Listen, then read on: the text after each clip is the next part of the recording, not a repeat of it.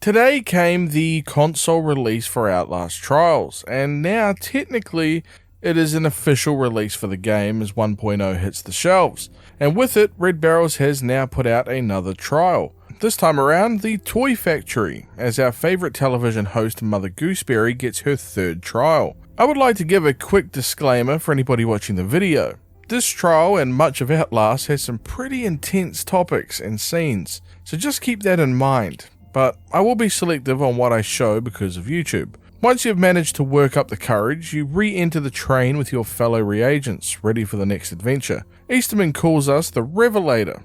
We are what exposes perversion latent in every heart. Within the Toy Factory is a deviant that needs to be destroyed. Only then will we be let out. We get some more twisted hallucinations of Mother Gooseberry going to town with her drill before arriving at the facility. This time around, Dr Futterman takes the stage. Front and center as a duck mascot can be seen around the Toy Factory, appropriately named Duck, Duck and Goose. Our first job is to infiltrate the Toy Factory until we find a person that's trapped inside of a trash compactor. I must admit, that is not a good place to find yourself stuck in, my friend. He mentions how he's been in there for hours, or possibly days. The fact that you don't even realize would probably make me lean towards days, pal, since I would know the difference. It's not looking good for this guy, however, since we need a key that is inside the compactor, and the only way to get it open is to actually fill the compactor until it's full, causing the machine to crush the trash. And our new friend. But we got the key, and that's what matters. We open the front door to the Toy Factory, and we can see the Futterman mascot in all its ducky glory. We need to reach the toy production line, which reveals a naked person on a production line belt. For obvious reasons, I'm going to have to keep this person blurred out, but we need to head up to the security room upstairs to retrieve the security key that will allow us to operate the machine. However, this will only allow us to operate it. We still need something for the assembly feeder bin, which will require finding the correct box of wax from the upstairs storage area. Next to the assembly feeder will be a television that will show you the exact box that you need. The other boxes are filled with classic Mother Gooseberry booby traps. Once we get our wax, it will need to be fed via converter belts to get around the security door systems that somehow make wax go bad. I have no idea how it does it, but sure. After that, it's simple. Feed the wax into the machine, and before you know it, our assembly line friend has himself a new coat of hot wax.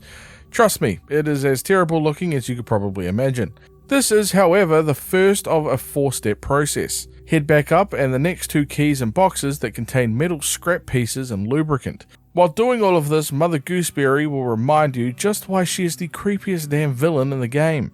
Once we've fully created our toy, we need to open up the pressure valves since we'll be sending this new creation into the incinerator.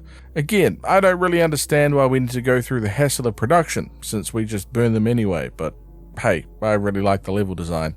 After the burning is complete, we can head back to the shuttle and re-enter the trusty sleep quarters until our next challenge.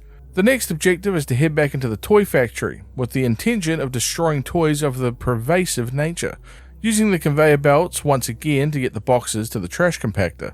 This time around, however, we can do the compacting guilt-free, since there isn't actually somebody in it this time around. But I like how this mirrors the beginning mansion mission, where you need to destroy your identity and secrets. Murkov once again urging the reagent to destroy anything that is not useful to Murkov and his interests, since it doesn't serve their objectives. Bonus points for the fact that Mother Gooseberry chased me down like a bloodhound for like 5 minutes while I was getting this done, and I think my blood pressure is still recovering as I make this darn video. The final challenge is essentially an escort mission, as you can take a full cart of toys and mannequin parts to be burned inside of an incinerator. Not much more to add on that front since it's pretty straightforward. And with that, we can head back to the sleep quarters and enjoy our new room filled with Mother Gooseberry drawings in celebration of finishing her third trial. Overall, I really enjoyed the trial. It was incredibly risque and lewd, but I've come to expect these things from the Outlast franchise. I am currently in the process of creating a variety of videos that will serve as a send-off for the Outlast Trials on the channel, including an updated Trials Explained video that will have all 5 trials inside of it. Obviously, an updated story explained video that will have all the new documents and endings with it, and most of my time has been working on an Outlast timeline video that will cover the entire franchise start to finish, including all of the comic books, so keep an eye out for them on the channel. If you enjoyed the video, be sure to leave a like and subscribe for more in the future. Peace.